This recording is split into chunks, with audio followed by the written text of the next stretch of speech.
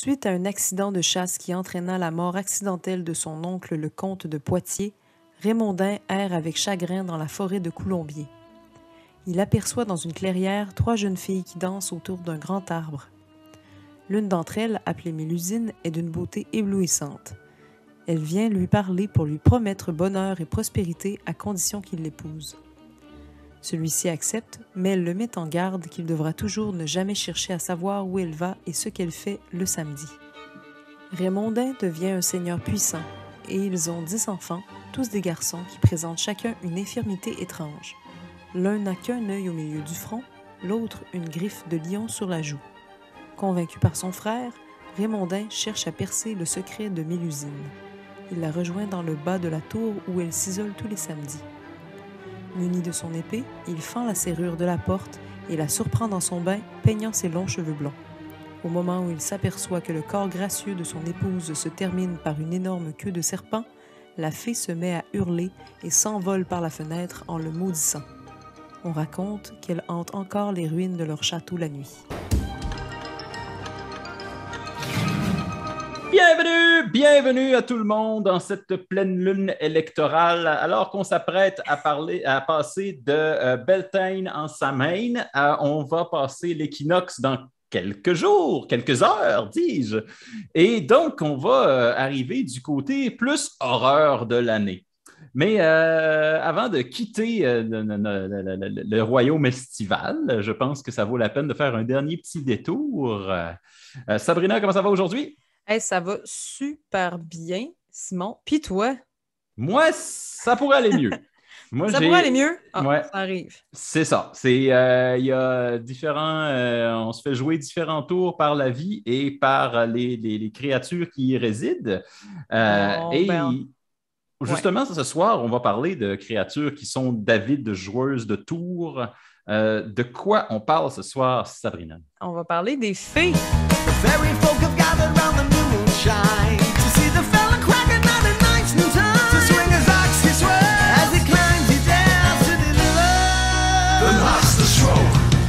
Pas le moindre des sujets, ma foi. Parce qu'il y en a des sortes et des sortes. On peut parler de Selkie, qu'on a parlé un peu lorsqu'on a discuté des sirènes. Les sirènes aussi peuvent compter parmi le peuple féerique. Les naïades, ondines, nymphes, salamandres, djinns et j'en passe. Gnomes, lutins, tout rentre là-dedans, les trolls. Il y en a tout plein. Tout est un peu inclus dans cette grande famille qui s'appelle les fées. Qui au final sont des êtres de la nature, en fait. Oui, puis il y a différentes versions. On va en parler quand on va parler des origines. Mais aussi, on commence d'habitude l'épisode en disant qu'il y a trop de stock et on n'est pas capable de tout couvrir. Mais là, vraiment, il faut que je m'incline. Là. On va se concentrer seulement sur les fées qui proviennent d'un secteur, c'est-à-dire les fées qui viennent des régions celtiques. Parce que sinon, parce que tout gnome, tout lutin peut en fait, à la base, on peut dire le peuple des petites gens. Les petites gens, le peuple de la paix, les bonnes gens, les fair folk, les Seelie, Unseelie, les S-Shea, les Tuatha des Danann. Il y en a, vous en voulez, il y en a pour les fous, les fins. Et on va tout de suite aborder ça. D'abord, commençons comme on le fait d'habitude. Sabrina, les fées, pour toi? Eh bien, c'est drôle parce qu'à chaque fois que je parle de souvenirs ou que je parle de qu'est-ce que ça représente pour moi, j'ai toujours l'impression de me répéter un peu parce que, étant une enfant avec beaucoup d'imagination, quand j'allais me promener dans la forêt, j'espérais croiser des fées, évidemment. Mais pour moi, le peuple féerique est particulièrement intriguant justement par ses moralités très variables. Donc, il y a des fées qui sont bonnes et mauvaises, c'est un peu des agents du chaos, si on veut, peu importe dans quel sens on les voit. Et personnellement, moi, je suis allée en Irlande il y a de cela plusieurs années et mon objectif premier était de voir un arbre à fées. Donc, je voulais voir la terre de Tara Hill, qui est la terre druidique qu'il y a en Irlande, qui était l'ancienne capitale d'Irlande, qui est devenue une terre, qui était une terre sacrée druidique, et je voulais voir un arbre à fées. Ça, c'est il y a 6 ans avec mon copain de l'époque. Et je suis une grande, grande fan des fées et des légendes qui les entourent parce que c'est un autre monde. Puis c'est intriguant, on a envie d'y croire, on a envie de les voir. Puis je pense que ça, petit ou grand, il y a toujours cette petite étincelle-là de j'aimerais ça voir quelque chose que je ne suis pas supposée voir, tu sais, être dans le secret un peu avec eux. Puis on a eu ça, c'est une anecdote, là. Je voulais voir un arbre à fées. Un arbre à fées, pour ceux qui ne savent pas de quoi ça a l'air, c'est un arbre qui est tout seul dans le milieu d'une plaine en Irlande. Ben, je sais pas, on en a peut-être ici, là. Puis c'est comme si les branches étaient prises dans le vent, là. C'est vraiment, il a pogné dans le vent. Puis souvent, les gens accrochent des choses aux branches et tout ça pour, par exemple, guérir ton enfant d'une maladie ou des choses comme ça. Et à Tara Hill, il y avait un très gros arbre à fées qui était réputé pour justement guérir les enfants. Il y a plein de choses accrochées dans l'arbre et tout ça. Moi, je tripais, j'étais contente, je voulais voir ça de mes yeux vus. C'est arrivé, j'ai pris plein de photos, plein de vidéos, puis j'avais une GoPro neuve, tu sais. Puis en revenant de voyage, sur ma carte SD, il y avait plus de vidéos, plus de photos de Non! ce moment-là seulement. Les fées t'ont Les fées voulaient retiré. pas. Ouais. Ouais, ils t'ont Les fées retiré ont le fait droit à privilège. l'image, non. Ouais, puis on a vu un arc-en-ciel vraiment particulier cette journée-là et notre guide nous disait la forme de l'arc-en-ciel, ça avait l'air d'une flamèche dans les airs, là. C'était vraiment particulier. Puis il a dit ça c'est probablement une fée qui nous envoie un message. Fait que c'était tellement chouette parce que tout ce que j'ai photographié en lien avec ce moment-là, tout ce Ouais. que j'ai filmé était disparu de mes cartes SD. Puis j'avais Ah, quand même un appareil photo et une caméra. Puis j'avais tout le reste de mon voyage là-dessus, à part ça. Fait ah, que, mon ouais. Dieu, l'expérience en première personne, en personne des fées Ouais, en Irlande. c'est fou, Wow! complètement fou. Mais là-bas, là, les Irlandais, là, si tu parles avec des personnes âgées, ils y croient dur comme fer. Oui, il paraît qu'ils Tu font niaises pas avec les fées. il C'est paraît que important. quand ils labourent un champ, ils font bien exprès de contourner l'arbre. Tu n'as pas Ben, le droit d'y il y toucher en a... dedans de 30 pieds. Moi, j'ai parlé avec des personnes âgées là-bas parce que je voulais vraiment en savoir plus sur les fées. Puis il y a un monsieur qui m'a dit qu'il y a une route qui devait aller à l'aéroport qui a été détournée intentionnellement parce qu'il y avait un arbre à fées. Et ils ont fait venir une pépine, puis elle a arrêté de fonctionner. Elle a complètement arrêté de fonctionner. Et ils ont essayé d'en faire venir une deuxième, puis une troisième, puis ils ont tout arrêté de marcher. Fait qu'ils ont fait OK, ça doit être important, on va le laisser là, cet arbre-là. Puis ils ont changé la route de l'aéroport. Je sais pas si c'est vrai, mais c'est hot.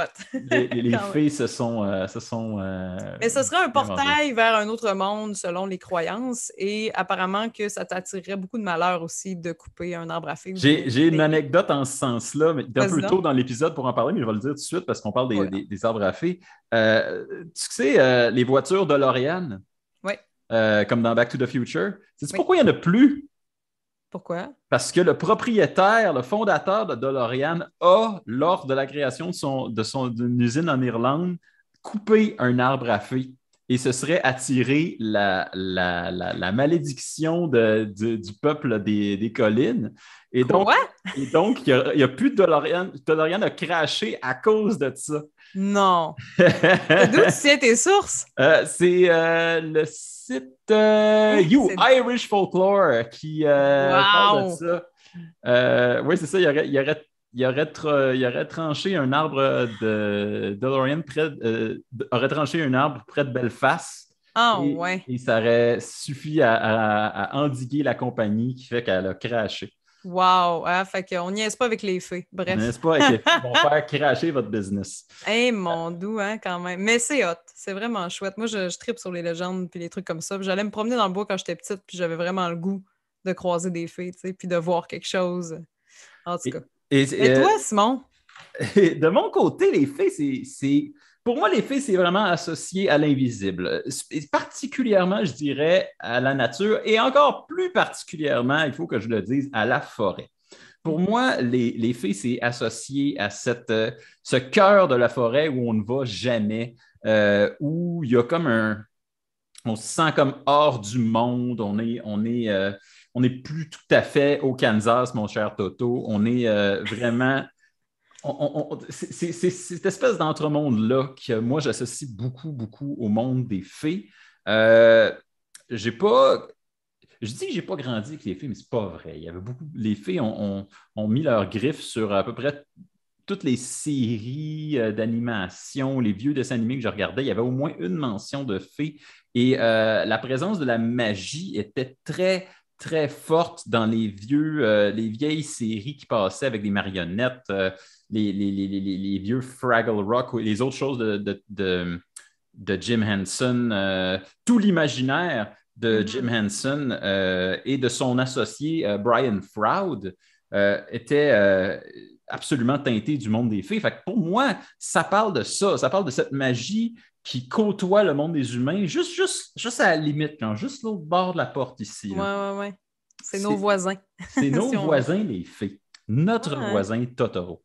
Et Totoro est clairement une fée. On a dit qu'on n'allait pas là, mais vraiment, on faudrait se faire... Mais on va se faire un épisode sur les esprits féeriques japonais. Il faut absolument faire un épisode sur les kami qui ont leur propre truc, parce que c'est énorme et il faut en parler. Oui. Mais aujourd'hui, on est purement dans les fées. Alors, commençons tout de suite avec les origines.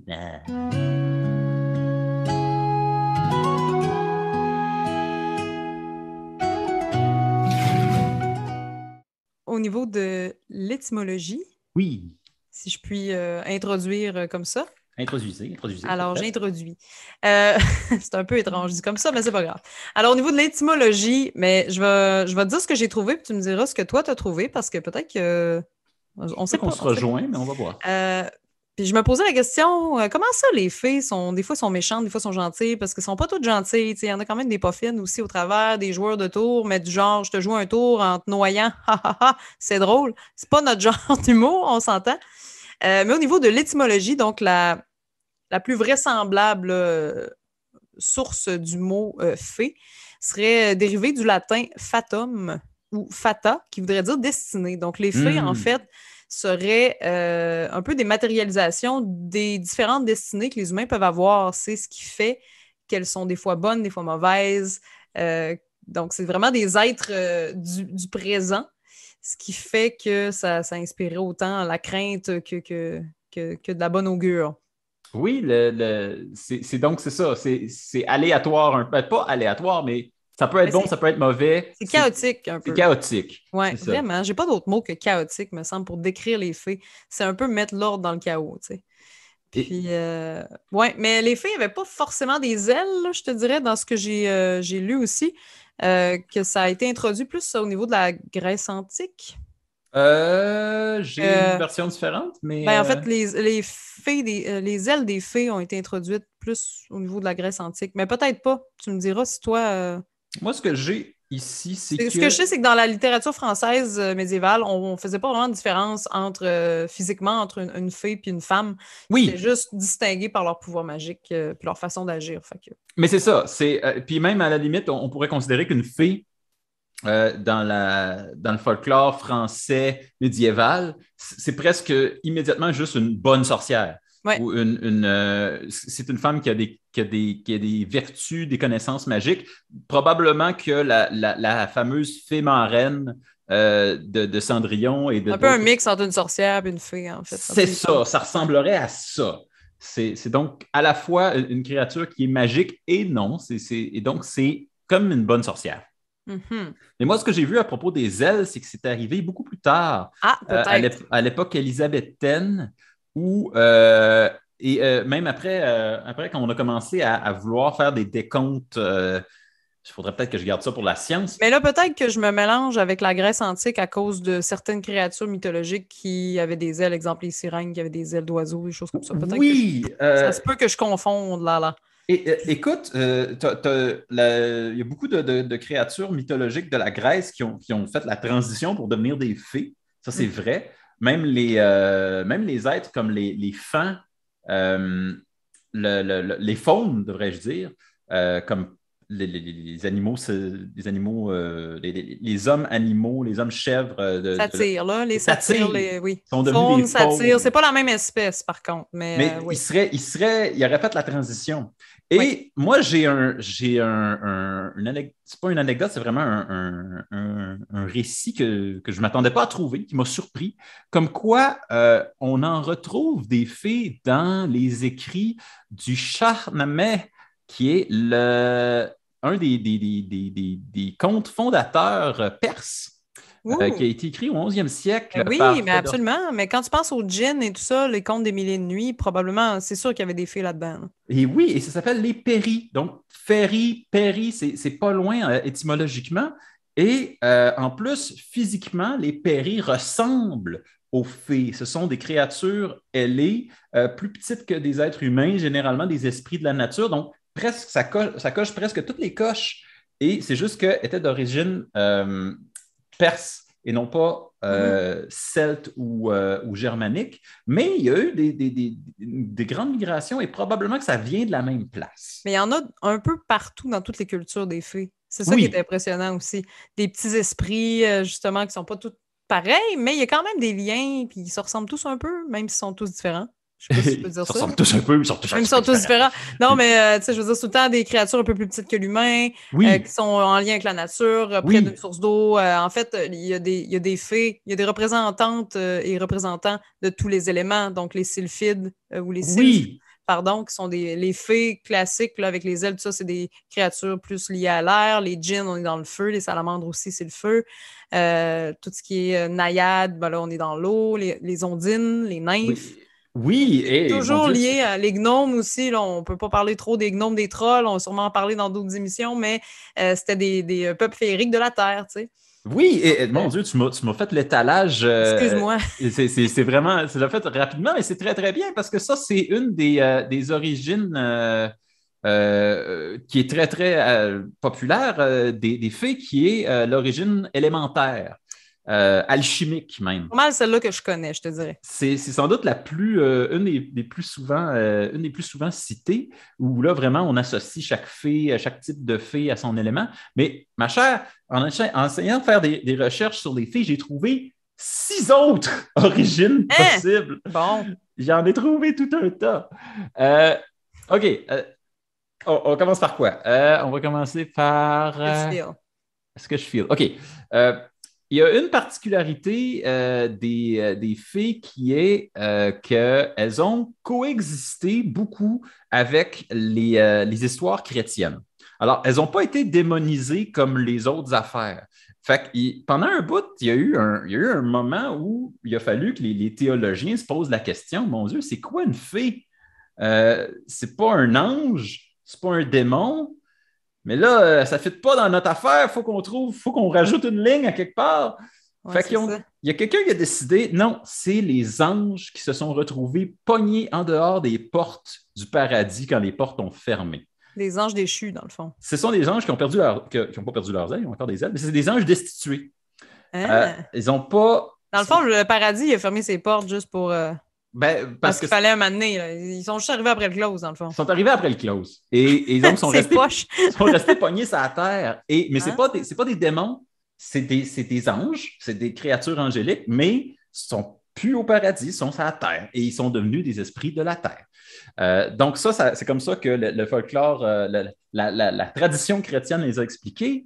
Il y en a pour qui c'est purement non, c'est pas vrai, c'est des démons, ils sont des associés, des familiers, des magiciens et des sorcières. Celle-là m'intéresse moins, on l'a déjà couvert un peu avec les sorcières. Ouais, c'est souvent ça, c'est souvent lié aux démons. D'ailleurs, on reparlera des satyres et des faunes, mais ça reste un être qui était représentatif de la nature, qui a été démonisé. Ils ont pris cette image-là pour faire « Hey, c'est Satan, chum! » C'est tout le temps, c'est tout le temps Satan. C'est tout le temps Satan. Mais tu sais, je veux dire, l'image qu'on a de Satan avec des pattes de chèvre, c'est clairement une image c'est le faune, c'est le satyre qui a été démonisé, là. Ben, effectivement, puis d'ailleurs, c'est ma prochaine origine que j'ai spotée. C'est probablement des anciennes divinités de la mythologie grecque, donc satyre, faune, nymphe, naïade, néréide, toute la panoplie de divinités mineures qui, ils ont continué à être vénérés longtemps après que Rome se soit effondrée, puis c'était bien dur d'endiguer ces croyances-là et qui restaient donc dans les environnements. Parce que souvent, c'était des croyances qui étaient associées à des places. Les faunes vivaient dans certains boisés, les naïades trônaient sur certaines rivières. C'était dur de dissocier la divinité de cette place-là. Et donc, de fil en aiguille, c'est devenu sont devenus des fées, des esprits de cette classe-là, de cette nature-là. Et c'est comme ça qu'on fait la transition. Bon, c'est sûr que quand, euh, par la suite, il s'est mis à y avoir de nouveaux empires, le Saint-Empire autrichien qui a commencé à imposer sa loi un peu partout, ben, eux autres voulaient construire par-dessus la rivière. Fait qu'ils disaient non, non, non, tasse ta petite divinité, là, c'est le pape qui veut passer là. Donc, ça a été une des origines des fées, c'est ça. Et j'en ai d'autres, j'en ai plein. OK, quand même. Bon, déjà, on va avoir installé toutes les origines possibles. Ça va déjà être pas pire. Oui, puis je veux arriver à celle que je trouve la plus intéressante, puis je vais te passer le flambeau à partir de là. OK. Il y en a une qui est considérée comme les esprits des morts. Donc, les morts et les fées, c'est essentiellement la même chose. Ce sont les gens, en fait, spécifiquement les fées, c'est les gens qui ont vécu une vie pas finie, c'est-à-dire les enfants morts-nés, les gens qui ont connu une fin trop abrupte et qui restent autour de leur tertre, dans le fond, Créature des limbes, si on veut. si on veut, mais ils sont encore là, sont encore autour de la zone où ils sont décédés. Et phénomène intéressant, la banshee, le suffixe chi en vieux gaélique, ça veut vraiment dire le tertre, l'espèce de colline. Et beaucoup des fées ont ça à la fin de leur nom, les chiers. D'ailleurs, tu savais que chaque famille a une banshee attitrée, normalement? What? Quand tu entends crier la banshee, ça annonce la mort de quelqu'un. Dans ta famille. Dans les familles, en tout cas, je ne sais pas si c'est toutes les familles irlandaises, mais dans les familles haut placées, apparemment, qu'il y avait une banshee d'attitrée. Ben, écoute, c'est vraiment intéressant. C'est vraiment en lien avec ce que je dis parce que, dans le fond, les mounds, les tertres familiaux, c'était là, c'était la résidence des morts, mais c'est aussi là, souvent, qu'il y avait les arbres à fées. Et donc, ça connectait avec l'espèce d'entrée de monde souterrain où les fées étaient supposées de résider. Ce monde souterrain-là, c'était très associé aussi à l'Hadès des Grecs, mais la communauté celte a dit non, non, non, c'est deux choses séparées. On n'est pas les Grecs, c'est une autre chose. Mais il y avait quand même des similarités intéressantes. Par exemple, si tu manges la nourriture des fées, comme si tu manges la nourriture pendant que tu es dans l'Hadès, dans les enfers, tu restes là, tu ne peux plus sortir. Ah ouais, hein? Et ça, c'est des bonnes fées, des mauvaises fées, tu t'en fous. Tu manges de la bouffe, puis bangarang. Bangarang. Hop! T'es pogné là. Très Peter Pan, un peu ton. Oui, mais l'auteur, on va en parler tantôt, mais l'auteur de Peter Pan a eu une très, très intéressante origine des fées, lui aussi. Il m'en reste deux. Il y en a donc bien, wow! On avait couvert les élémentaires déjà. Oui, moi, je me suis emporté. Mais j'ai presque fini. Je te passe la parole dans 2 secondes. Pas de problème. Plus tard, quand on a commencé à devenir très, très incliné vers la science, vers la nomenclature des créatures, et qu'on a vraiment voulu, comme avec les monstres lacustres, essayer de définir, non, ça c'est un monstre qui existe, mais d'une façon scientifique, on s'est mis à parler d'un peuple invisible, donc des gens qui étaient là avant les humains et dont on pouvait encore trouver des petits ossements partout dans les terres reculées. Et qui pourrait quand même continuer d'exister quelque part dans la nature perdue. Donc, c'était le connecteur entre la science et le folklore. Mais même qu'il y a eu une déclaration, je me souviens plus de quel personnage historique, Maudine, mais je sais que ça a été dit, qu'il y a beaucoup de gens, à une certaine époque, qui croyaient aux fées, mais qui ne croyaient pas aux fantômes, parce qu'ils disaient, mais les fées, eux, au moins, on peut les voir.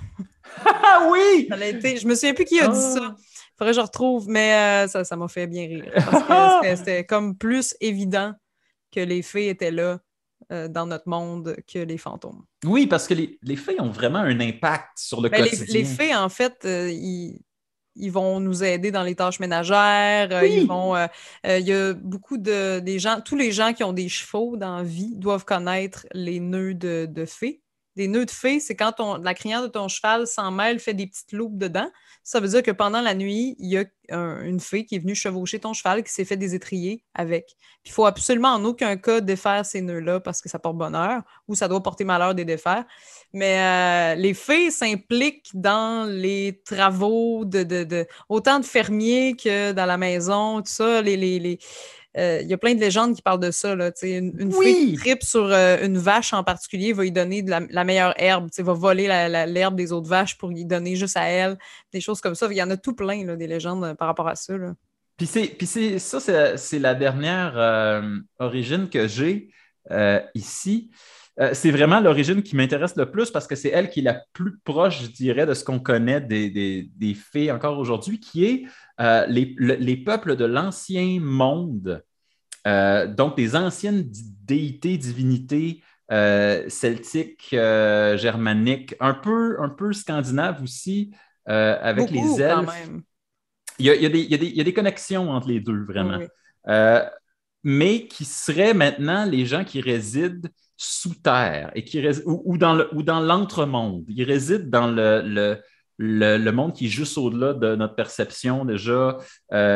Puis, comme tu l'as dit, la nature, ça leur appartient. Il y a des bouts, ils ont des chunks de la nature qui sont à eux autres et tu peux toujours aller leur parler si tu veux leur demander quelque chose, mais c'est très facile de les insulter. C'est très facile de briser quelque chose. Il ne faut pas que tu ris d'eux, en fait, parce que c'est là qu'ils peuvent se venger de la pire façon qu'ils soient. T'sais. C'est ça. Et moi, ça, je trouve ça super intéressant parce qu'il y a un rapport là, qui existe. Il y a une relation entre les humains et les fées. Les fées sont clairement la meilleure excuse pour quand tu perds quelque chose. Oui! Genre, maudit, je trouve plus mes clés. Ah, c'est sûr qu'il y a un troll de maison qui a décidé qu'il partait avec. Tu sais, un petit domovoy, ouais. Mais c'est ça. OK.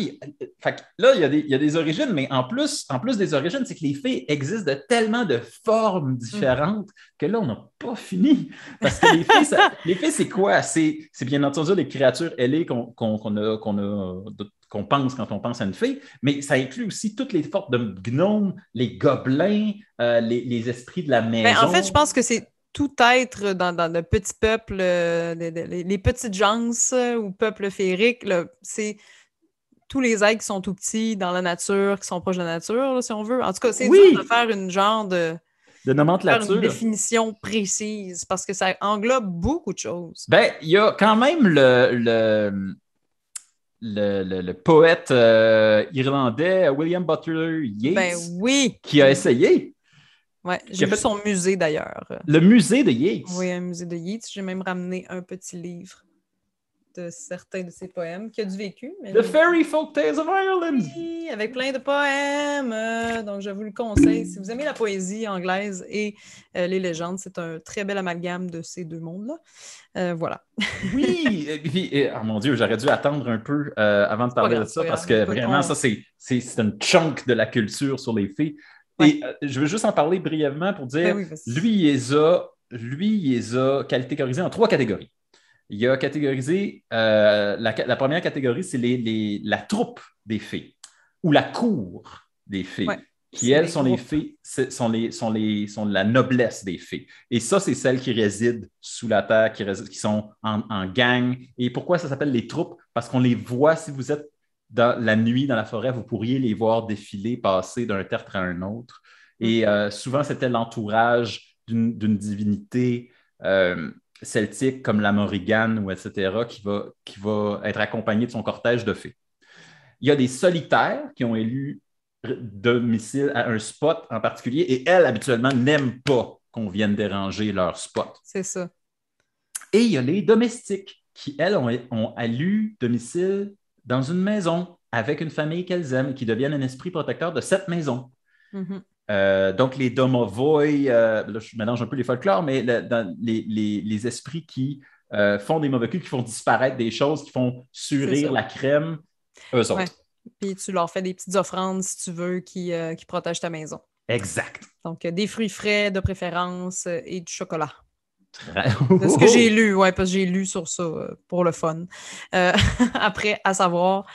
Ma bâtisse, quand même, où j'habite, a 127 ans. Il doit avoir un lutin de maison ou quelque chose. Quelque part. Il faudrait que je considère y faire des petites offrandes. Moi, je pense que tu peux pas avoir un grenier comme que tu as sans qu'il y ait une entité Mon quelconque. grenier est digne des greniers de films, de gens qui vivent des moments magiques, là, vraiment. Mais des choses intéressantes aussi que les fées qui sont pas super fines font, parce qu'il y a des tours qui jouent, mais ça peut être juste je pars avec tes clés, ha ha ha, parce que j'aime ça quand tu tournes en rond, quand tu les cherches. Ça, c'est pas si mal.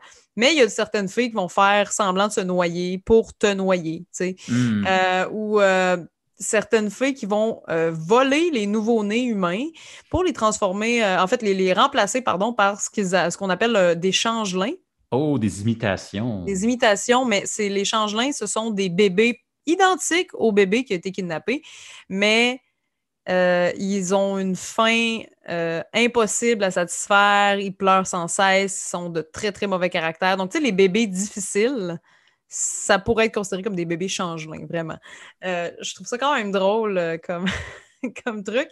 Mais dans le fond, c'est ça. C'est que les fées, les enfants féeriques seraient insupportables, donc les fées remplaceraient, donc changeraient avec des enfants humains. C'est quand même. Mais il y a tout une partie du folklore des fées qui est basée là-dessus, qui est vraiment, je dirais que c'est le côté sérieux des fées, comment les fées peuvent vraiment catastropher votre vie, c'est avec un changelin. Absolument. Puis quand même, c'est quand même impressionnant. J'ai hâte qu'on parle de la science parce que je vais avoir des choses à dire aussi comparé à. En tout cas, si on se fie à ce que tu as dit tantôt. Mais, oui, moi aussi, je vais avoir des affaires. Mais on a une légende au Saguenay, le trou de la fée. La caverne du trou de la fée. Je ne me souviens pas si c'est au Saguenay, mais c'est une coloration qu'il y a sur une paroi rocheuse dans cette caverne-là qui est apparue aux yeux des gens de là-bas comme une image de fée. Parce que dans le fond, c'est des gens qui s'étaient cachés dans cette caverne-là pour éviter la conscription pendant la Seconde Guerre mondiale. Fait que c'est quand même une légende assez récente de fée. J'ai trouvé ça le fun. Puis l'apparition de la fameuse fée aurait indiqué la fin des hostilités. Donc, on a quand même des légendes de fées dans notre coin. Là. On en a plusieurs. Il faudrait qu'on en. Des légendes récentes en plus. Oui, quand même. Des légendes des fées toujours actives. Saguenay, le trou de la fée, je ne suis pas sûre. Faudrait on googlera. On googlera. Mais quand même. Oui. Dernière affaire avant qu'on passe peut-être au volet science. J'ai deux petites dernières affaires à dire, puis ensuite on va au volet science. Mais il y a eu un super canular dans les années 1900 appelé le cas de l'affaire des fées de Cottingley. En fait, c'est deux demoiselles, une de 16 ans et une de 9 ans, qui ont décidé de découper des images dans un livre pour enfants, qui étaient des images de fées, et avec des épingles à chapeau, les ont fixées de part et d'autre dans les feuilles des arbres, sur le gazon, dans les arbres et tout ça, pour prendre des photos d'elles-mêmes avec les fées en papier. Et pour l'époque, là, si on se remet en contexte d'époque, les gens n'avaient jamais vu ça, ils voulaient y croire, et les premières photographies, on s'entend, c'était pas aussi précis qu'aujourd'hui. Et les gens y ont cru dur comme fer, même l'écrivain qui a fait Sherlock Holmes. Oui, Conan Doyle. Puis il croyait dur comme fer aussi, puis ça a été un des plus grands canulars qui soit en termes de photographie qui a été jugé authentique. Donc, ces photographies-là ont été jugées authentiques et vendues à un prix de fou, aux enchères d'ailleurs, parce qu'il y en avait 5-6 des photos de ça. Puis c'est des petites filles avec des fées en papier qui sont placées. On le voit là, que c'est un montage. Vous pouvez googler ça d'ailleurs si vous avez envie de voir les photos originales. Mais j'ai trouvé ça le fun de se dire, hey, c'est quand même une ado puis une enfant qui ont réussi à faire un coup monté comme ça. Ça l'a fait vraiment là, boule de neige. Puis c'est une histoire qui a fait le tour du monde. Là. Fait que je trouvais ça bien de juste glisser ça comme fun fact. C'est vraiment intéressant à quel point ça côtoie le quotidien. Les fées, c'est peut-être un des plus proches monstres de nous. Ouais. Et les deux petites affaires que je voulais dire avant qu'on passe au volet science. J'en ai parlé au tout début de la chronique, mais chez les Écossais, il existe deux cours. Tantôt, on parlait des filles qui résident dans les cours, dans les troupes. Il y en existe deux chez les Écossais, qui sont les Seelie et les Unseelie. Oui, d'ailleurs, les geeks qui nous écoutent, qui connaissent le jeu de Changeling, donc il y a Changelant. Il y a un jeu de rôle qui existe, oui, qui s'appelle Changelin, justement. Puis, justement, ils font affaire à... Si tu veux être une fée méchante, t'es Unseelie. Si tu veux être bonne, t'es Seelie. Donc, je trouve ça drôle. Puis, effectivement, c'est de même qu'ils sont catégorisés chez les Écossais, sauf que même si elles sont bienveillantes, les Seelie peuvent quand même être dangereuses si tu les offenses, Ouais. tandis que les Unseelie vont te faire suer pour le fun. C'est vraiment ça. Et il y a des similarités énormes entre ces visions des fées-là et les elfes scandinaves. De la mythologie scandinave, donc les Alfs et les Svartalfs, qui sont les elfes et les elfes noirs, qui sont littéralement deux domaines, deux plans de l'existence dans les mythes scandinaves. Ouh. Et une dernière petite affaire. Parmi les fées, les cours des fées, sans doute la plus imposante sont le Tuatha des Danann, qui sont les. Je sais que je le prononce pas comme il faut parce qu'il faut pas. Tuatha de Danann. Tu peux dire Tuatha de Danann. Faut vraiment pas prononcer la moitié des lettres dans ce. Non, mais si tu le prononces à la française, francophone, là, Tuatha de Danann, ça marche. Ça me fait un peu mal, mais OK. Je salue mon ami Marie-Neige Les Tourneaux, d'ailleurs, qui m'a initié à cette histoire-là sur les Tuatha. Mais parle-en. Oui, fait que eux autres sont le cortège peut-être le plus noble, la plus haute distinction, c'est la tribu des fées. Et souvent qui était appelée juste Tuatha Dé, qui était la tribu. Quand tu vas en Irlande puis tu parles de la tribu, ils savent c'est qui. Ce sont les habitants de l'entremonde, ce sont ça. Et la raison pourquoi je voulais en parler, c'est que Danann, c'est une des divinités anciennes celtiques, gaéliques, celtiques, qui est escortée par les fées. Sauf que si tu traduis ça, attache ta tuque, ça fait Tuatha de Danann, ça veut dire la tribu de Dana. Ah!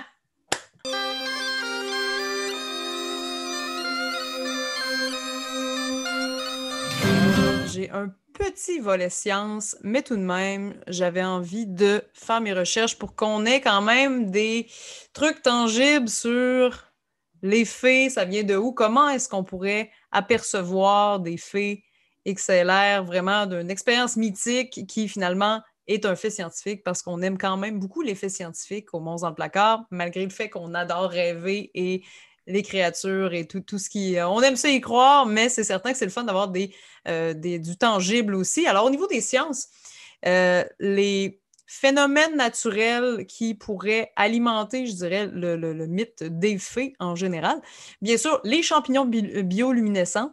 Donc, la nuit, les champignons qui brillent. Donc, ça, c'est quelque chose qui, bien sûr, paraissait magique à une certaine époque. Donc, souvent, les champignons étaient très souvent vus comme des maisons de fées et tout ça. Donc, les champignons bioluminescents qui brillent la nuit.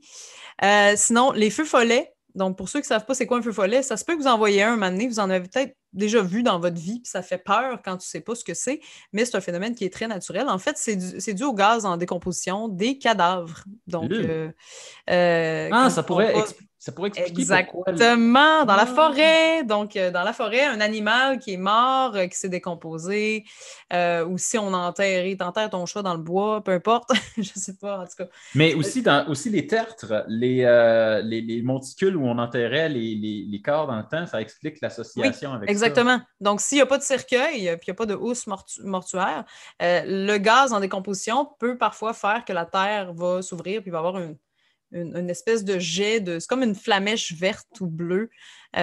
Donc, je te dirais que l'explication, c'est une émanation conjointe de méthane qui part des plantes décomposées par des bactéries qu'on dit méthanogènes et c'est les formes chimiques aussi de phosphore. Là, je ne suis vraiment pas chimiste, là, mais émis par la décomposition d'un cadavre animal, là, mettons, sous l'action des bactéries, ça fait que ça s'enflamme spontanément dans l'air, puis ça crée justement une flamèche donc, les feux follets peuvent être, entre autres, observés dans les cimetières même aujourd'hui. Voilà. Donc, c'est dû aux décompositions de cadavres. Donc, c'est quand même C'est beau la mort quand même, ça crée des belles affaires visuellement, des petits feux d'artifice la nuit. Puis ça m'a fait penser à justement ton explication d'origine de peuple féerique qui sont près de la mort. C'est quand même vrai parce que les apparitions qu'on peut voir, c'est souvent quand il y a un cadavre en décomposition. Oui, Donc, ça, c'est pas ce qu'on appelle justement dans les tourbières puis les marécages, c'est pas ce qu'on appelle le Will of the Wisp. oui, absolument. C'est souvent dans les endroits marécageux aussi. Il y a plusieurs explications, plusieurs différentes sortes de feux follets. Là, je te dirais qu'il faudrait que je défriche davantage, mais quand même, de façon générale, il y a des phénomènes naturels qui créent des flamèches de couleurs dans les zones marécageuses très, très chargées en forêt. Puis voilà. Fait que c'est assez visuellement, on a le goût de croire à une fée. Ben, C'est je peux certain. bien, t'es dans une place boueuse, puis soudainement, il y a du feu bleu, je veux dire. Tu t'attends pas à ça. Tu Ben, t'attends pas à surtout que ça. c'est juste un petit flash, tu sais, parce que c'est comme juste une émanation de gaz. Donc, ça dure pas longtemps, ce qui est assez pour avoir l'impression d'avoir vu une fée se sauver, tu sais, rapidement, tu sais, par C'est- exemple. Ben oui, Ouais, c'est ça. Fait que, voilà, ça donne l'impression qu'il y a quelque chose de magique juste là. exact. Tu sais, une espèce de feu, une couleur qui se peut pas Ouais. dans le milieu de la nuit. Effectivement, ça te remet, ça t'assoit bien comme du bon. Ben, c'est ça. Et sinon, finalement, dernier, mais non la moindre, qui est aussi, je dirais, dans les origines un peu des photographies fantomatiques, mais les orbes. Donc, Les Les orbes. orbes. Mais qu'est-ce qu'un orbe? Ben, une orbe ou un orbe? Un Ce orbe. serait, ce Je serait crois que une c'est ça. orbe. Une orbe? Une orbe. Ouais. Bon, bref. En fait, c'est quand une particule de poussière, un grain de pollen, ça peut être une goutte de pluie, passe devant l'objectif d'un appareil photo. Ben, la lumière du flash va réfléchir et va être envoyée dans toutes les directions, ce qui fait que ben, il y a une partie des rayons qui pénètrent dans l'objectif, puis qui traversent la lentille.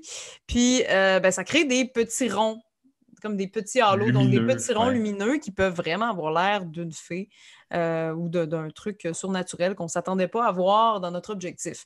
Donc, simplement. Suffit que vous ayez un petit insecte qui passait par là à ce moment-là, et ça y est, vous avez Navi dans le décor. Exactement. Donc, les orbes, bien sûr, c'est un classique pour avoir capté sur appareil, surtout à l'époque de la photographie plus pas numérique. Là. On s'entend que c'était encore plus fréquent de voir des orbes.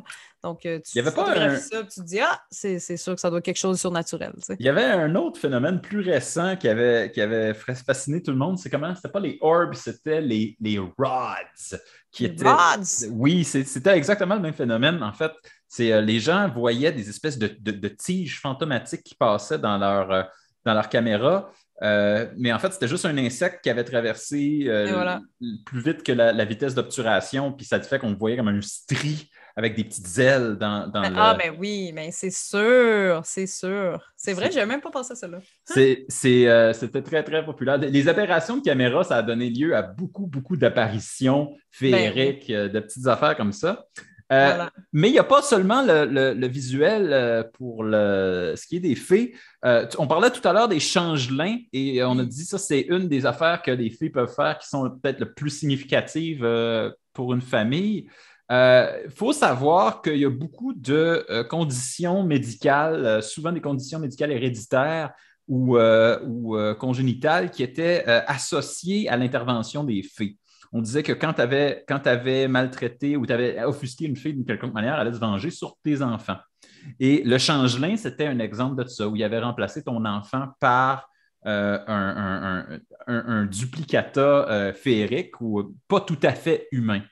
Et malheureusement, c'est franchement insultant comme explication, mais la plus plausible des explications, c'est que euh, c'était une façon d'expliquer l'autisme à une certaine époque, parce que les Ah ouais. symptômes de l'autisme apparaissent justement après les premiers stades du développement. Et donc, au début, c'est un poupon, tout ce qui est de plus, qui se comporte de façon comme un poupon. Puis à un moment donné, on se rend compte, merde, mais il ne se comporte pas comme je pense.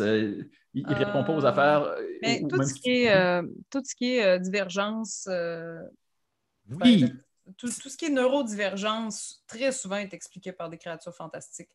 Mais c'est ça. On a parlé avec le vampire, le loup-garou aussi, la schizophrénie aussi était souvent en cause. Donc, je ne suis pas surpris que tu me dises ça. Là. Très souvent, mais les symptômes de un enfant l'autisme... qui est vraiment sur le spectre avancé, là, c'est vrai qu'il pourrait avoir l'air d'avoir des comportements différents. Et c'est ça. Et donc, ça crée quelqu'un qui les gens se disaient, mais cette personne-là réagit pas comme un être humain, ça doit être comme une autre chose, et d'où l'idée du changelin. Il y a aussi les personnes qui étaient atteintes de terreur nocturne. Oui. Je ne sais pas si tu as déjà vu ou côtoyé quelqu'un. Je l'ai vécu. Oh, wow! Je ne souhaite pas ça à mon pire ennemi. C'est donc, félicitations. Parce que ça, terreur nocturne, on parle de paralysie du sommeil. Si je peux expliquer en gros ce que c'est, pour ceux qui ne savent pas ce que c'est, le phénomène scientifique du truc, c'est que tu as 2 switches à ton cerveau pour dormir. Tu as la switch qui immobilise ton corps, puis tu as la switch qui te fait plonger dans le monde des rêves. Donc, d'habitude, tu immobilises ton corps avant de plonger dans le monde des rêves pour pas que tu te blesses quand tu dors. Comprends? Puis ça, cette switch-là, les 2 switches marchent aussi quand tu te réveilles. Mais là, c'est comme si tu te réveillais, mais tu te réveilles du monde des rêves, mais ta switch pour réactiver ton corps n'a pas été activée tout de suite. Ça, ce que je te compte là, ça se passe en une fraction de seconde. Tu as l'impression que ça dure une éternité, mais ça passe. Fait que tu es réveillé, mais tu peux pas bouger. Et là, le monde des rêves est encore là. C'est pas complètement désactivé. Fait que c'est comme tu rêves éveillé, littéralement. Là. Fait que il y a 2 switches, 3 switches. Esprit. Il faudrait que je retrouve ça. Mais bref, c'est ça. Fait que bref, tu bouges plus, mais tu rêves un peu encore. Tu n'as pas fini de rêver. Puis la fraction de seconde où tu n'as pas fini de rêver, c'est là que tu vis ça. C'est funky parce que la paralysie du sommeil, c'est presque toute la même affaire. Ce que les gens voient, c'est une ombre noire, souvent qui va venir s'asseoir sur ton chest ou qui va être proche de ta face. Googlez pas les images de paralysie du sommeil. C'est vraiment épeurant, moi personnellement. Mais je l'ai vécu 2 fois et le cœur qui débat de même, j'ai jamais vécu ça, Simon. Ça n'a juste pas de bon sens. À quel point je souhaite pas ça à mon pire ennemi. Là. C'est vraiment pas nice. Ça fait partie des choses qui étaient associées aux fées. Aux démons aussi, à cause du les bonhomme démons, qui vient s'asseoir. Oui, absolument. Mais il y a beaucoup de peintures de la Renaissance qui représentent ce fléau-là. Oui. Et aussi, chez les enfants, ça se manifeste d'une manière particulière. Il y a d'autres switches que tu peux switcher dans la tête de quelqu'un qui fait que la personne, le corps est réactivé, mais pas l'esprit. Donc, l'inverse de ce que tu viens de décrire. Ah, ben c'est peut-être, écoute, je t'ai peut-être pas dit ça dans le bon ordre, là, et donc, ça fait en sorte que la personne se débat et crie et semble aux prises avec quelqu'un d'inconnu, un mal inconnu. Mais quand finalement, elle se réveille, elle ne se rappelle pas pantoute de ce qui vient de se passer. Ah ouais, moi je m'en rappelle en tout cas. Ça, c'est une terreur nocturne. Ah, bon, c'est pas la même chose de bord. C'est pas tout à fait la même chose. Mais ça vient du même phénomène. D'ailleurs, ça, on aura peut-être l'occasion d'en reparler dans les monstres plus futuristes, mais c'est aussi à l'origine de la majorité des témoignages d'enlèvement d'aliens, ces hallucinations-là qu'on a quand on vit ça. Moi, honnêtement, pour vrai, là, imagine, là, tu peux pas bouger, tu vois quelqu'un dans le coin de ta chambre, là, puis tu vois ta chambre là, parce que tu vois. C'est juste, tu n'as pas fini de rêver, fait que tu hallucines une ombre noire qui avance vers toi. C'est vraiment fréquent. Moi, pour vrai, j'aimerais que s'il y a quelqu'un qui nous écoute, qui est pro en conception de jeux de VR, s'il vous plaît, faites un jeu de VR là-dessus. Ça n'a juste pas de bon sens à quel point, genre, tout le monde se ferait péper dessus. C'est malade. Mais ouais, mais c'est ça. C'est assez peur. Mais ce qui me fascine, c'est que tout le monde voit la même chose. Souvent, c'est humanoïde. C'est une forme ombre, forme humaine, tu sais. Fait que il y a un subconscient là-dedans. Il y a quelque chose de bien intéressant, en tout cas. Indeed. C'est à peu près tout ce que j'ai pour la science. Moi aussi. Mais j'ai quelque chose qu'on n'a pas eu depuis un petit bout. J'ai une bonne section « Comment combattre ».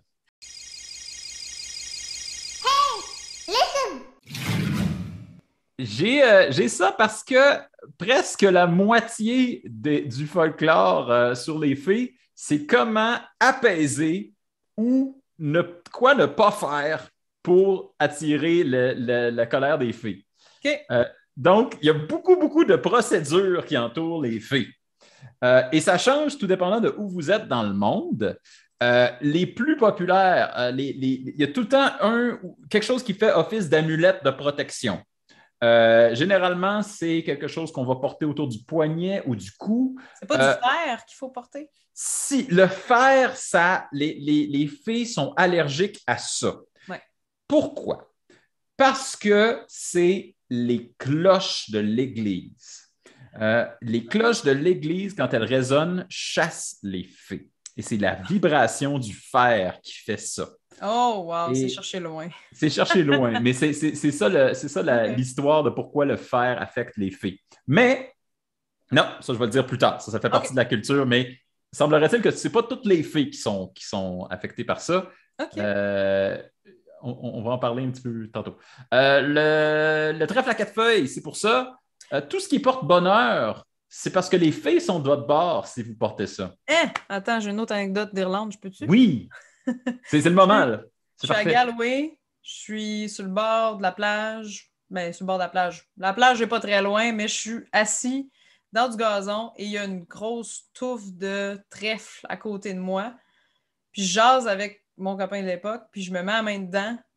Puis je fais « Ah, ça serait le fun ici. » Et je te jure, juré, j'avais un trèfle à 4 feuilles dans les mains. J'étais comme... Eh bien, ma chère, tu es une favorite parce qu'il y a juste le monde que les fées aiment qui peuvent trouver un trèfle à 4 feuilles. J'ai pas cherché, là. Non. J'ai pris au hasard. C'est quoi les chances? Vraiment, ça se passe. Si tu tends ta main et tu vas en avoir un, ça veut dire que c'est les fées. J'ai été chanceuse à un point phénoménal parce que dans ce voyage-là, puis ceux qui sont déjà allés en Irlande le savent, là, les Irlandais appellent la pluie le soleil liquide, là, le liquid sun, parce qu'il pleut tout le temps. Et en 2 semaines, on a eu 2 jours pluvieux. Le reste, on a eu que du soleil. C'est du jamais vu, apparemment. Fait que, en tout cas, on a été chanceuse. Que j'ai le Luck of the Irish de mon côté. Bien, effectivement, tu te l'es fait offrir directement. Non, mais ils disent que les fées, il faut que tu aies des intentions pures, que tu aies un bon cœur pour qu'ils t'aiment. Fait qu'il faut croire que ma naïveté a quand même son pesant d'or. Oh. C'est vraiment ça. Les choses qui sont porte-bonheur sont souvent associées aux fées parce que les fées te le donnent, dans le fond, comme signe pour les autres fées, dire cette personne-là est cool, protégez-la. Mais si vous avez fait du tort aux fées ou si vous êtes de leur mauvais bord, ils vous voient d'un mauvais œil, il y a une couple d'affaires que vous pouvez faire pour vous sortir les fées de chez vous ou de votre entourage immédiat. Le plus simple est de faire des compliments. Vous êtes dans la maison, vous avez perdu vos clés, excusez-vous et dites des compliments à l'entité qui a pris vos clés. Vous allez les retrouver. Comment tu complimentes une entité que tu n'as jamais vue? Soyez créatifs. Parce que il paraît qu'elles sont rudement vulnérables à la flatterie. Oui. Les Unseelie en Écosse, donc les pas cool fées, sont immédiatement chassées par le coq qui chante. Ils ont peur sont plus nocturnes, tu penses? Oh, elles ont absolument peur de ça. OK. Mais est-ce qu'elles sont nocturnes? Probablement. Je suppose, mais pas spécifiquement. Peut-être genre l'aurore, là, quand le soleil n'est pas couché. C'est spécifiquement le cri du coq qui les fait partir. Fait que peut-être le reste de l'après-midi, ça va, mais le cri du coq... Grillez-vous de poules et de coq. Oui, c'est ça. Alors, grillez-vous de poules et de coq. À Terre-Neuve, OK, ça, c'est une tradition pour se protéger. Le pain noir sec. Le pain noir, qui est le pain le plus dense, ça, c'est le signe que les fées n'ont rien à faire chez vous parce qu'elles ne sont pas capables de faire du pain de main. Alors, le pain noir, c'est le symbole de l'emprise de l'homme sur la nature, en tout cas à Terre-Neuve. Et ça dit, gars, sac ton camp de chez nous. Quand tu brûles ton pain, c'est une excuse pour quelqu'un qui n'était pas un très bon boulanger. Protégez-vous des fées. Mais si tout ça ne devait pas marcher, alors il va falloir que vous utilisiez des stratagèmes plus élaborés, comme celui de porter votre linge à l'envers. Quoi? Dans vos sous-vêtements par-dessus vos vêtements. Non. Oui. Fait que Superman, lui, il avait tout compris. Permanent abrité des fées. C'est Ça, c'est une des Tu sais manières... pourquoi Superman a ses bobettes par-dessus ses collants? J'ai toujours assumé que c'était pour ressembler à un lutteur, mais vas-y donc. Non, c'est les hommes forts de l'époque probablement, mais il y a aussi une des provenances, c'est que c'était plus facile aussi pour dessiner les muscles et Ah, limiter le corps plus efficacement. oui, Les hommes généralement, forts c'est... aussi, c'est bon, mais quand même, c'est drôle. Fait qu'il y a ça. Bien sûr, quand vous trouvez des patterns bizarres comme dans la crinière des chevaux, dans vos cheveux, Oui. très important de ne pas les défaire. En fait, Ouais. c'est comme tu as dit au début, si vous défaisez ça, c'est parce que vous avez décidé que le travail des fées ne faisait pas votre affaire, et ça, c'est insultant au possible. Ouais. Ce que vous pouvez faire, et qui était très traditionnel dans la culture irlandaise, écossaise, c'est d'en faire d'autres. Faites-vous d'autres tresses. Et dans vos cheveux, dans la barbe, dans tout ça, Ouais. ça, c'est pour dire aux fées, on aime votre travail, on est de votre bord, j'adopte le look. Est-ce que tu penses que c'est ça qui a créé les modes plus de tresses dans la barbe puis de tresses dans les cheveux? Ça se peut très bien. Je ne saurais pas dire si c'est c'est sûr, c'est plus scandinave peut-être ou c'est-tu celte? Je sais pas. Ah, c'était très populaire d'un bord puis de l'autre. Oui, c'est ça, mais je me dis, c'est-tu à cause de ça? La mer du Nord. Il y avait aussi les coiffures de combat, là, on s'entend, là, parce que quand tu avais les cheveux tressés ou près de la tête, tout ça, c'était beaucoup plus facile. Hey, je m'excuse, j'ai vraiment une fée. En fait, il y a une petite mouche qui n'arrête pas de passer devant l'écran. Fait que si vous avez vu une petite mouche depuis le début de l'émission, c'est ma fée domestique qui a décidé qu'elle était présente dans l'émission. Je suis désolée. C'est parfait, c'est totalement à propos. Si d'ailleurs tu trouves à quelque part une petite note qui dit une information importante, ça veut dire qu'elle essaie de communiquer pendant le podcast. On va y mettre une petite offrande de fruits après l'émission. C'est cela. Alors, voilà, c'était mes conseils sur comment combattre. En fait, c'est surtout comment calmer les fées ou comment... Fait que quand t'es fashion, des cheveux et de la barbe, ça aide. Si t'es fairy fashion, t'es correct. J'adore ça. Hey, mais une affaire qui m'impressionne des fées qu'on n'a pas parlé, c'est beaucoup dans les représentations, les dessins, les peintures, tout ça. Très souvent, il va y avoir des montures qui sont des animaux, des petits animaux, tu sais, par exemple un chat, ça peut être un écureuil, un crapaud. De voir toutes les fées qui sont à dos de petits animaux de la forêt, je trouve ça très cute. C'est effectivement très cute. Et c'est pas plus pertinent que ça. J'avais juste envie de mentionner à quel point c'est un monde qui est complet. On imagine vraiment les réunions dans la forêt, puis les petites maisons. Puis, il n'est jamais trop tard pour mentionner quelque chose de cute. À l'île d'Orléans, d'ailleurs, il y a un petit sanctuaire proche d'une des plages où tu peux t'arrêter, tu peux marcher. Puis il y a un petit sanctuaire avec des très petites maisons qui a été faites pour les fées. J'ai trouvé ça vraiment très cute. On est tombé là-dessus par hasard. Puis, en tout cas, j'étais bien impressionnée de ça. Pas loin il y a une chocolaterie, là, en tout cas. Si vous allez dans le coin de l'île, essayez de trouver les maisons de fées. Ouais. Génial.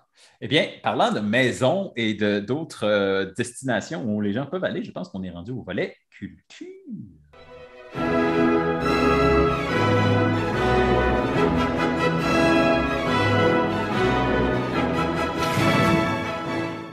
OK, la culture et les fées. Mais les fées, là, les trucs culturels, il y a quand même beaucoup de choses modernes qui sont très pour enfants.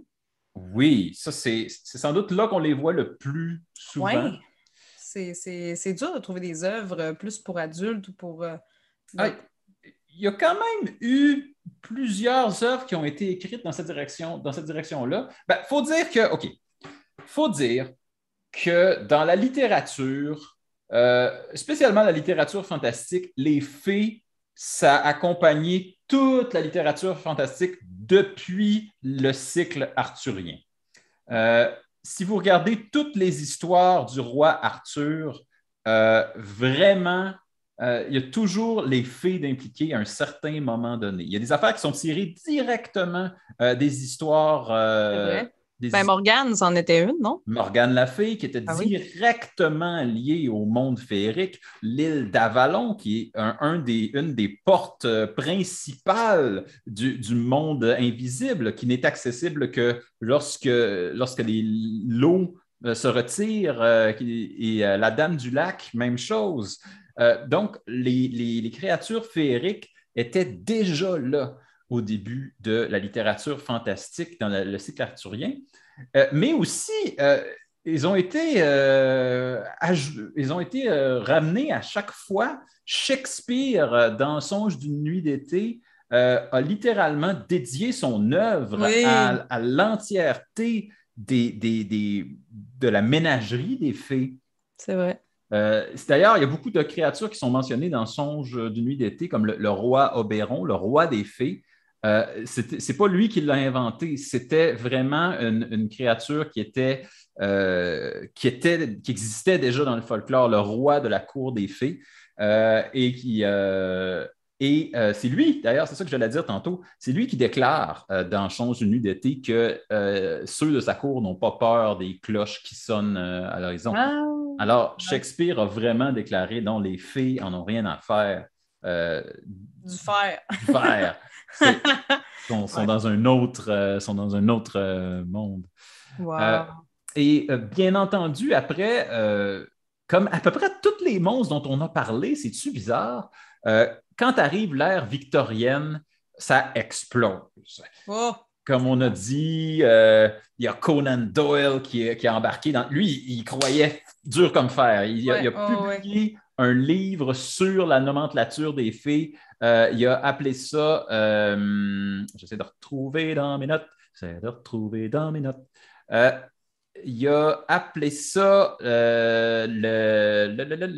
The Coming of Fairies en 1922, écrit par Arthur Conan Doyle, le même gars que Sherlock Holmes. Quand Et même, hein, c'est fou à quel point cet homme-là pouvait écrire des trucs extrêmement logiques et croire à des choses fantastiques en même temps. c'était Ouais. aussi un érudit et Ah, c'est tout un un personnage. docteur. Et donc, il était pour le monde. Il était pour que le monde soit fascinant. C'était ça son credo. Il trouvait que le monde était fascinant. Ah, c'est-tu la mouche qui continue à t'achaler? Petite affaire, mais j'essaie de spotter. En tout cas, c'est pas grave. Pas pertinent, mais c'est que j'ai vraiment un éclairage qui change à mesure que je me recule. Quand je m'avance, j'ai plus bleu. Comme la magie des fées. Voilà, c'est la magie des fées. La magie des fées, la C'est pas pertinent. féerie. La féerie. Ouais. Euh, Ouais. Excuse-moi.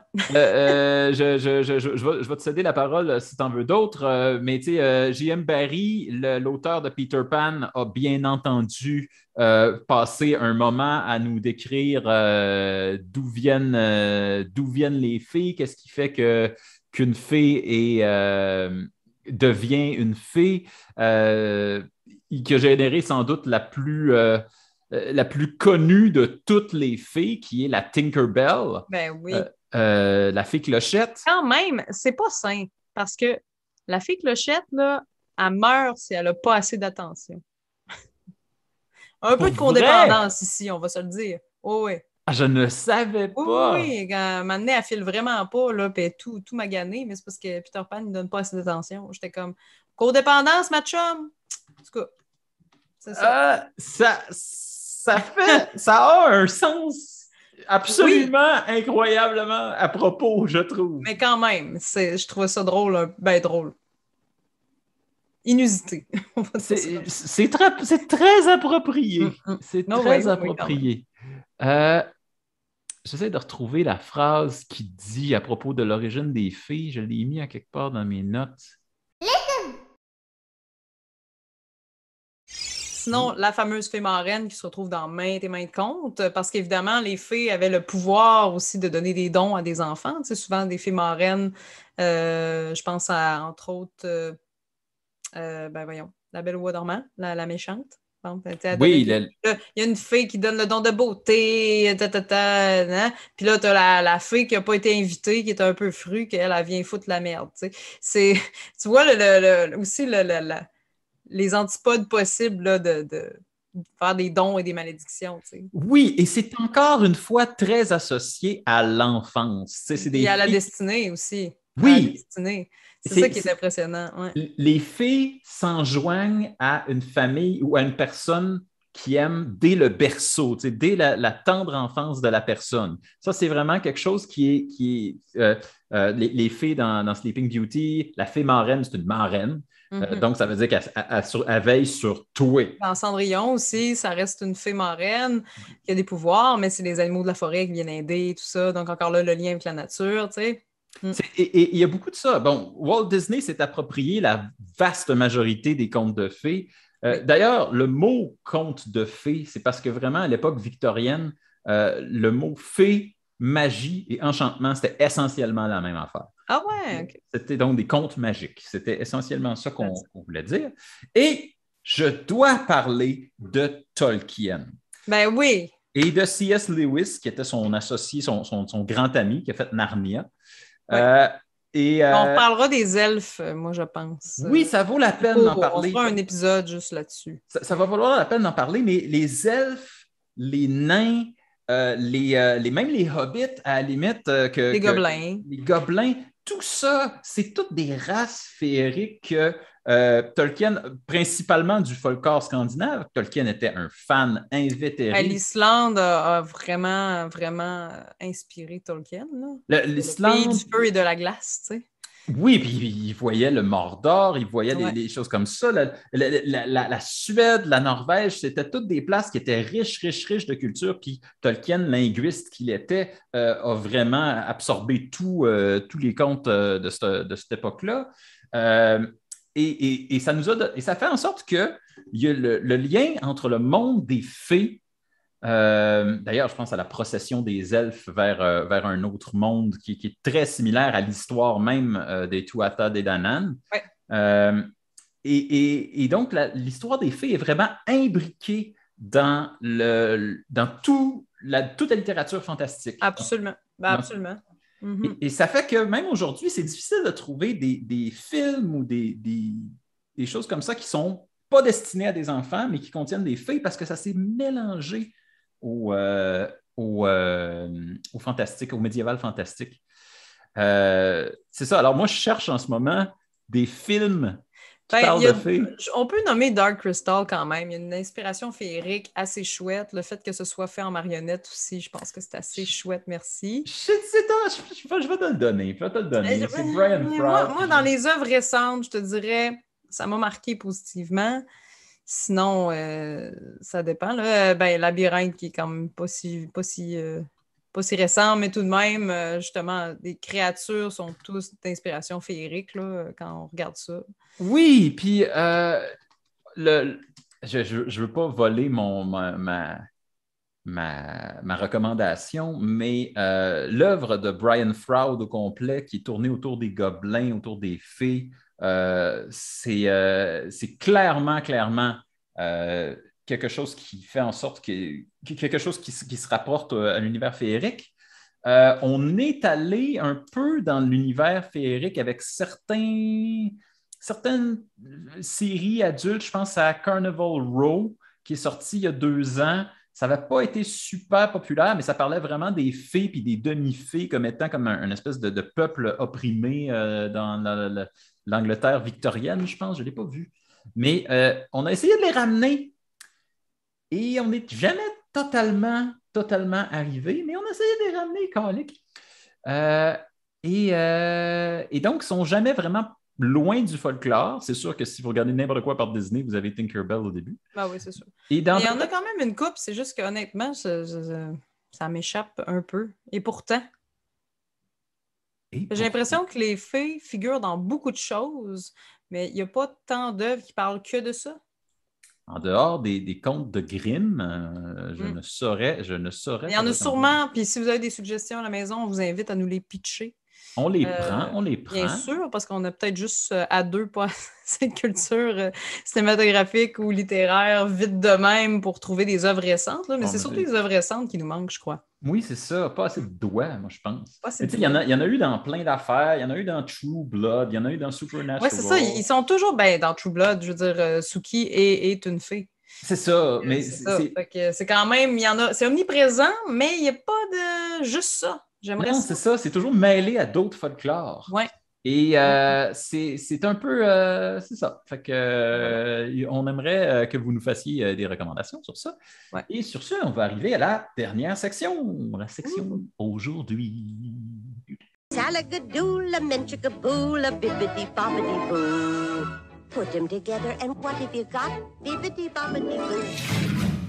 Aujourd'hui, on en a dit, ils sont très, très imbriqués dans les autres folklores. Ça a l'air que les fées se glissent dans tous les autres types de fiction.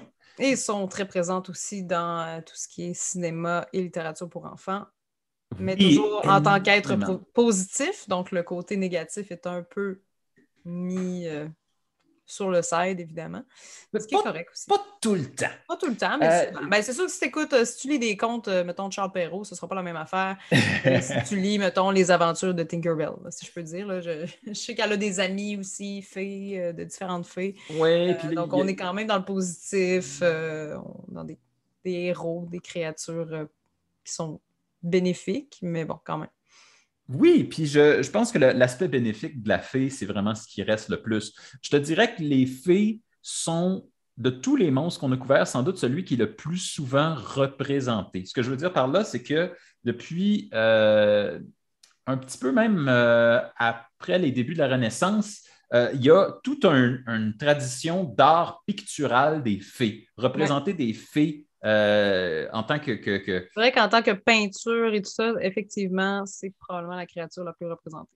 Puis, en tant que petite statuette, en tant que variation non religieuse d'un ange, mettons, c'est souvent représenté aujourd'hui.